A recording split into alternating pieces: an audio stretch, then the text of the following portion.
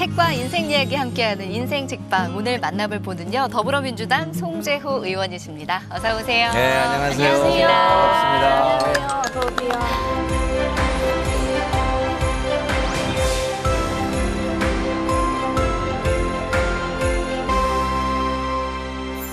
의원님을 수식하는 말이 여러 개가 있는데 그중에 하나가 300명 국회의원 중에 유일한 관광학 박사다라는 게 있었고요. 또 하나는 200만 여행업 종사자의 대표다라는 수식어가 있더라고요. 국회 관광산업포럼 공동대표를 맡기도 하셨는데요. 자, 관광 여행산업과 정말 밀접한 우리 의원님이라고 할 수가 있겠습니다.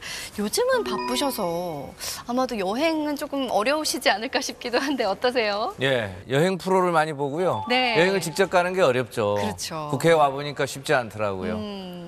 그러나 지역에 관심이 많으니 가급적 우리나라는 많이 좀 돌아보려고 시간이 될 때마다 하고요. 네. 그렇지 않은 경우는 렌션 여행이 유행이잖아요. 오, 맞아요. 그러니까 코로나 눈으로 이후로. 보는 여행. 그래서 그냥 마음만 같이 이렇게 하는 여행을 많이 즐기고 있는 편입니다. 네, 오늘 의원님께서 선정해 주신 책을 한번 소개해 드릴게요. 바로 함세웅 신부가 쓰신 붓으로 쓰는 역사 기도라는 책입니다. 여기 표지에 보면요, 해방에서 촛불까지 기억하고 기리고 소망하다라고 적혀 있는데요. 두께가 굉장히 두툼하거든요. 네. 그런데 그 못지않게 제목에서부터 뭔가 묵직함이 느껴집니다. 어떤 책인지 먼저 만나볼까요? 함세웅 신부의 함세웅의 붓으로 쓰는 역사 기도는 해방의 기쁨과 자주국가에 대한 기대를 담은 조선건국위원회부터 민중의 힘을 확인시킨 4.19, 유신헌법 철폐를 거쳐 6월 항쟁과 국가보안법 폐지에 이르기까지 52가지 이야기를 함세웅 신부의 자전적 체험과 함께 담았습니다. 대한민국 격동의 역사를 절절히 기도하는 마음으로 기록한 책. 역사적 사실을 기술하는 데 머무르지 않고 희생과 고초를 당한 사람들에 대한 사랑과 위로, 정의를 갈구하는 부르짖음이 담겨 있습니다. 이 책은 우리가 그동안 몰랐던 혹은 잠시 잊고 있었던 근현대사 52가지 굵직한 사건들을 다루고 있는데요. 험난하고 뭔가 치열했던 시대를 생생하게 증언하고 있어서 와, 이런 뒷얘기가 있었구나. 읽는 내내 뭔가 숙연한 마음까지 들었습니다. 의원님께서는 여기 기록된 52가지 사건 중에서 특별히 기억 남으시거나 혹은 그 옛날에 직접 한번 경험해 보셨던 이야기들이 있을까요? 이 52가지는 우선은 우리가 살고 있는 이 시대의 시간 여행인 셈이죠. 네. 저는 1960년에 태어나서 지금 2023년을 살고 있으니까 네.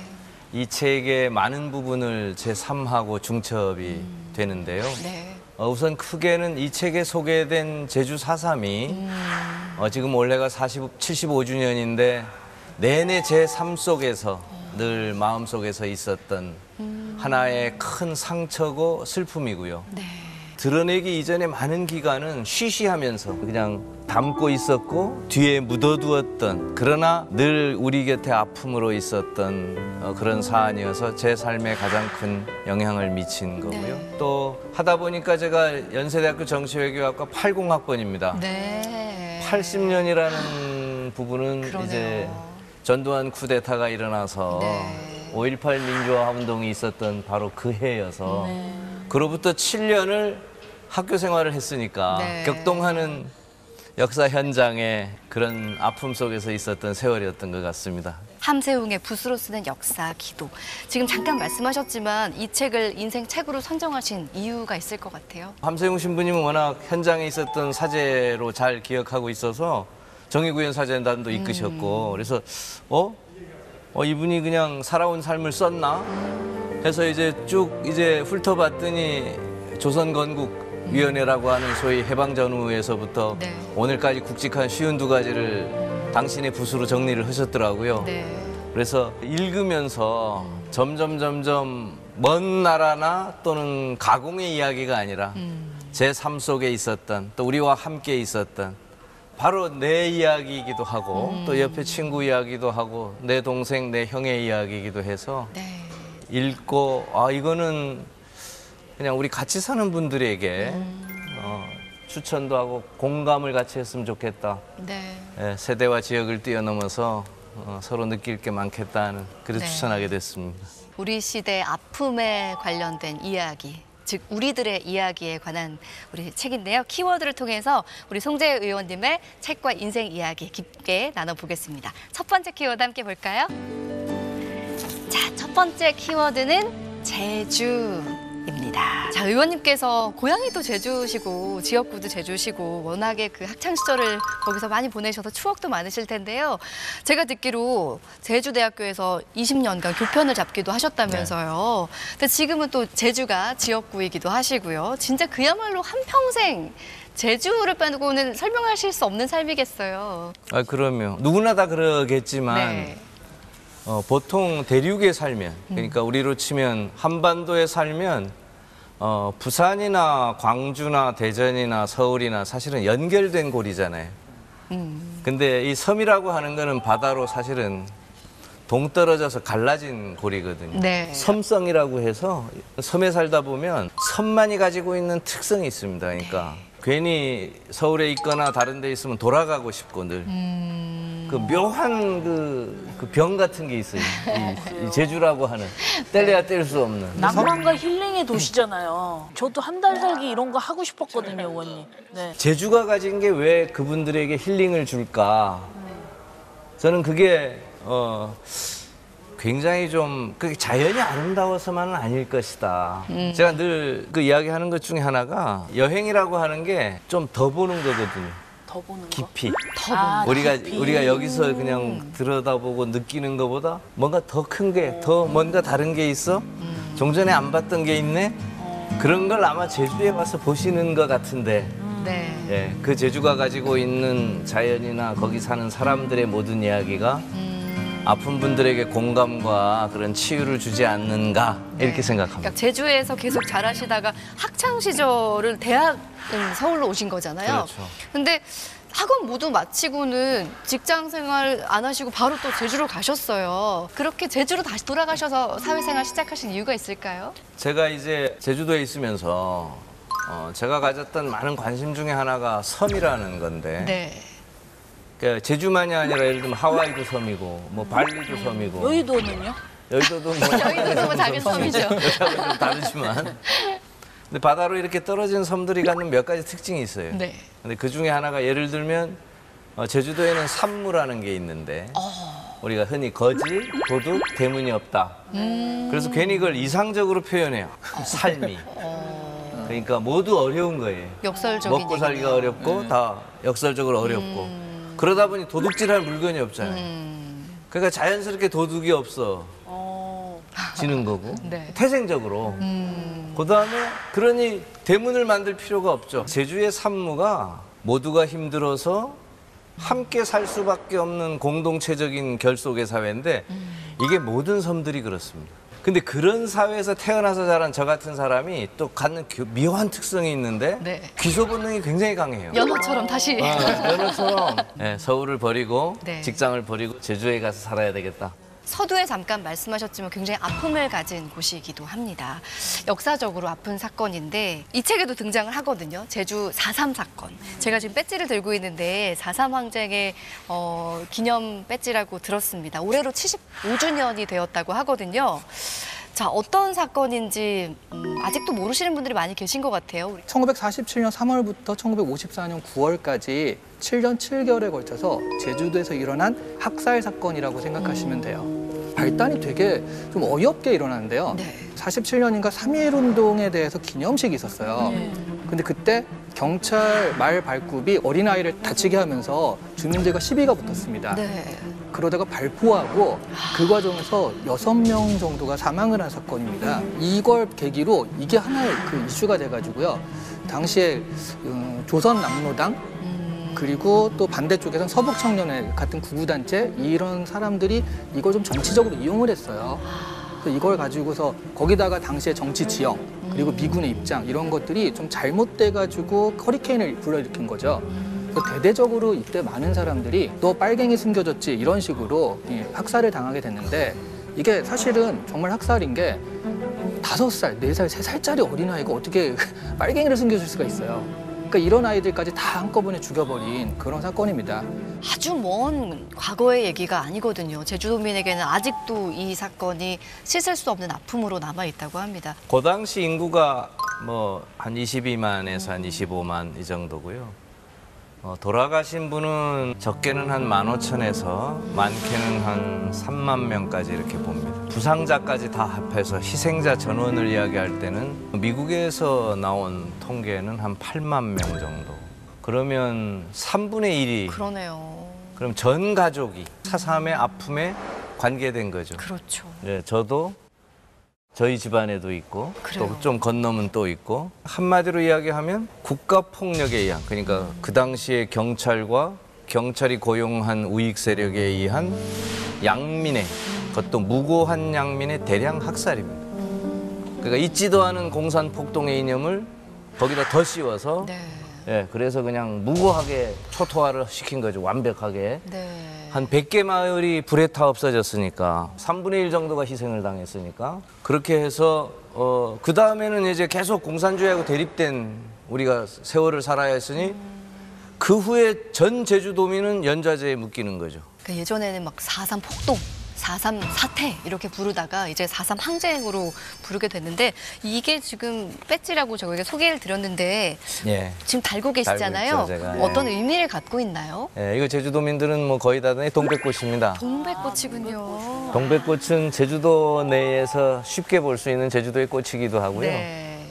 특히 겨울에 한겨울에 눈과 함께 피어나는 고운꽃이고 네. 필 때는 이렇게 한꺼번에 착 피고 또 이게 질 때도 한 송이 한 송이 지는 게 아니라 우르르 이렇게 떨어져서 지고 잘 시들지 않고 그래서 동백꽃을 그 4.3에 희생된 분들의 넋을 기리는 일종의 상징적 꽃으로 이렇게 해서 그렇군요. 우리들이 달고 다니는 거지요. 네. 우리 국민 여러분들이 제주 4.3은 저 섬에 저 아주 작은 섬에서 일어난 매우 아픈 비극적인 사건이야. 그래서 우리가 좀 저걸 측은하게 생각하고 위로해드리고 애틋하게 해야 되겠어 하는 것도 있지만 아니야. 저거는 사실은 불의와 폭력에 한거하고 통일 정부를 염원하고 그런 민족의 소원을 담은 자랑스러운 역사다. 저기에 사실은 한꺼풀 속을 들여다보면 그 신부님이 이야기하고 싶은 것도 그거였던 것 같은데 정의를 세우는 과정이라는 거죠.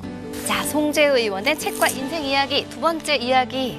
이게 나왔네요. 여행입니다. 자, 두 번째 키워드는 여행인데요. 정치에 입문하시기 전에는 제주도의 한 대학에서 관광개발학과 교수님으로 계셨다고 들었어요. 제가 조사를 좀 해봤는데요. 네, 제가 좀 뒤를 살펴봤더니 이 수소문에 의하면 꽃이 피는 계절이면 늘 야외 수업을 너무 좋다. 너무 낭만적으로 네. 그렇게 야외 수업을 진행하셨는데 시험은 너무 어렵게 냈다. 그런 얘기가 있더라고요. 시험을 얼마나 어렵게 내신 거예요, 도대체? 우리나라는 제가 가르칠 때만 해도 주로 토론에 좀 익숙하지 않습니다. 수업 끝날 때 야 우리 뭐 질문 있어? 질문 좀 해봐 이러면 거의 안 해요. 야외 수업에 가면 하고 싶은 이야기를 좀 많이 해요. 그래서 우리 친구들이 지금 고민이 뭐고 알고 싶은 게 어떤 거고 그 나이에 하는 삶의 방식이 정상적으로 잘 작동되고 있는지 연애는 잘하는지 잘 놀고 있는지 뭐 이런 걸 보게 되지 않습니까? 그래서 많이 선택을 했고요. 시험이 어려운 거는 저는 늘 오픈북 테스트를 합니다. 그러니까 분북이 근데 어렵죠. 어려워요? 말하는 것만 금지시켜요.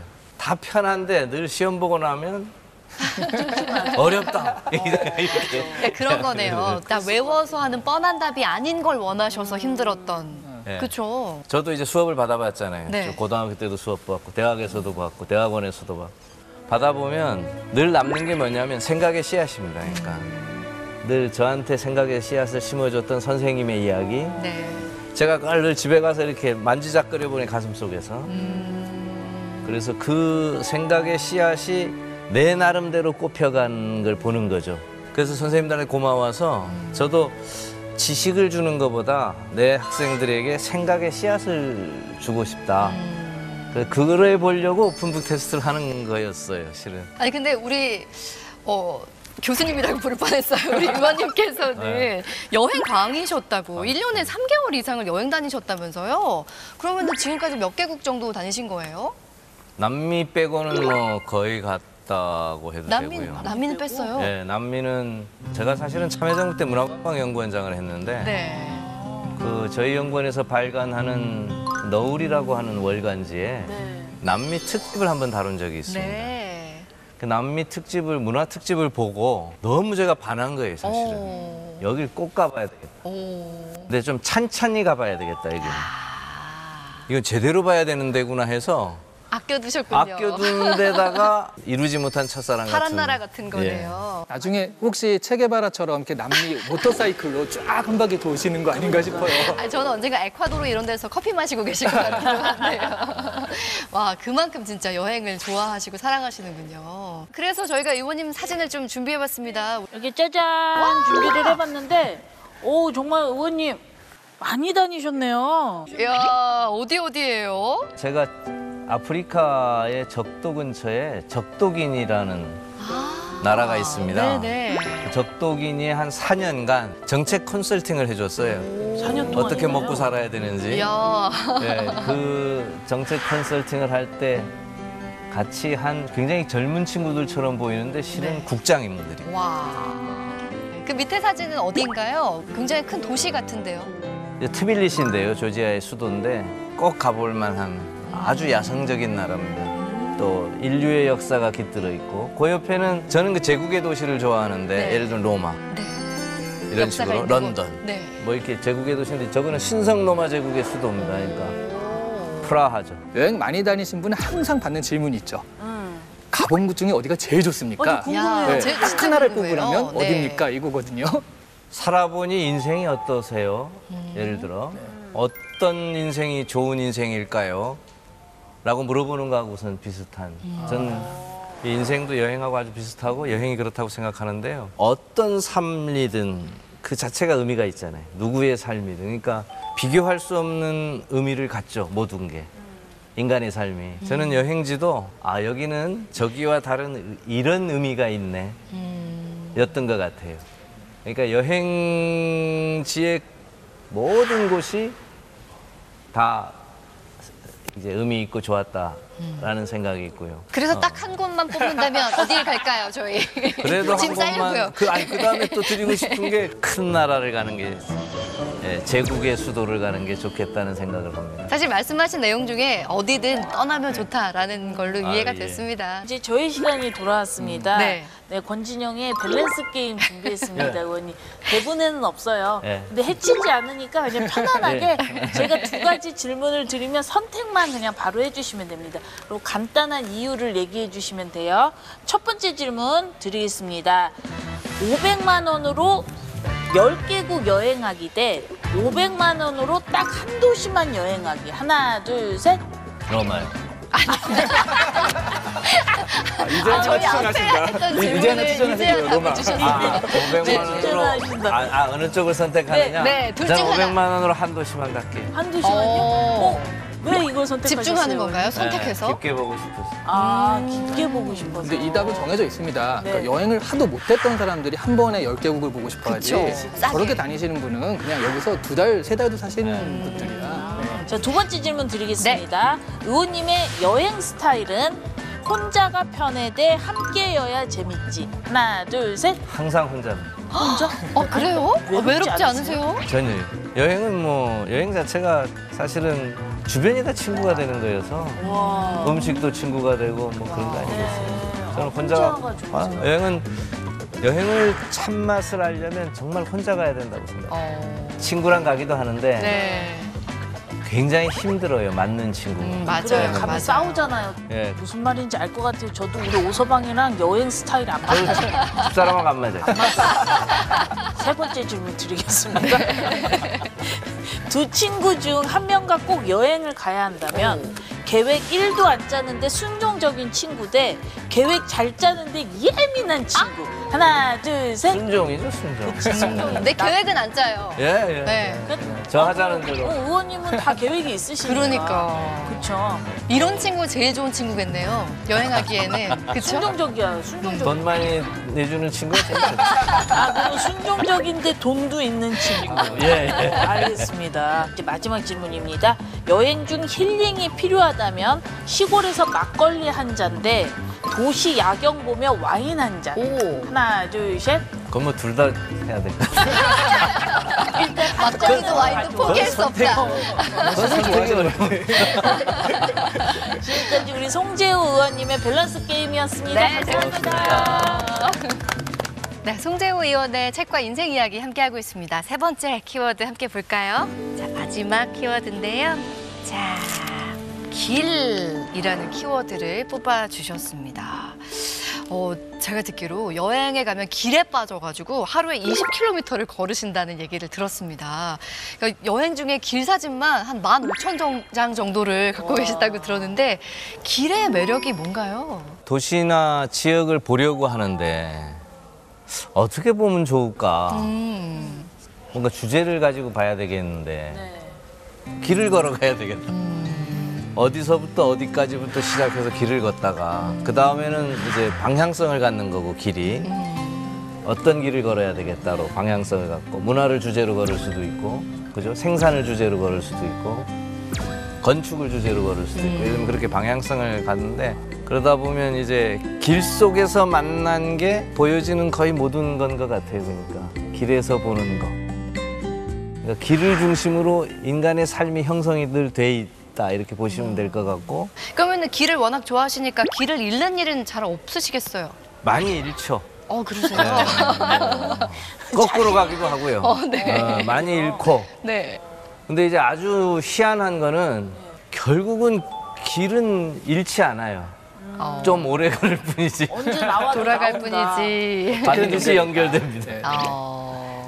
애써 네. 가까운 길로만 가겠다는 욕심이 아니면 네. 네, 뭐 관계없는 것 같아요. 관계없이 언제든 길은 두려움을 나온다. 가질 필요가 없어요. 맞아요. 사실 네, 네. 말씀 들으면서 생각난 건데 여행 갔는데 지름길 가서 뭐 해요? 그냥 한 번씩 더 둘러가면서 천천히 구경하는 게 바로 여행자의 마음이 아닐까 싶기도 해요. 매력이 있네요, 길이. 길이라는 게 이쪽으로 가면 이쪽 길에 어떤 맛이 있고 네. 저쪽 그쵸. 길로 가면 저쪽에서 매력이 있고 근데 사실 근데 인생의 길은 잘 모르겠어요. 근데 이 책에 이런 얘기가 있더라고요. 예상 못했던 그 길이 바로 나의 길임을 깨닫는다. 그러니까 인생의 길에서 전혀 생각지도 않던 여행지에서 잘못 들어간 길이 오히려 정말 내가 바라고 원했던 그 길일 수도 있고요. 그래서 걷다 보면 반드시 길은 그러니까 내가 정답을 찾을 수 있는 게 아닌가. 또 가는 길이 어떻게 생각하면 내가 가는 길이 곧 내가 정답으로 만들면 되는 게 아닌가 이런 생각도 좀 들긴 하더라고요. 네.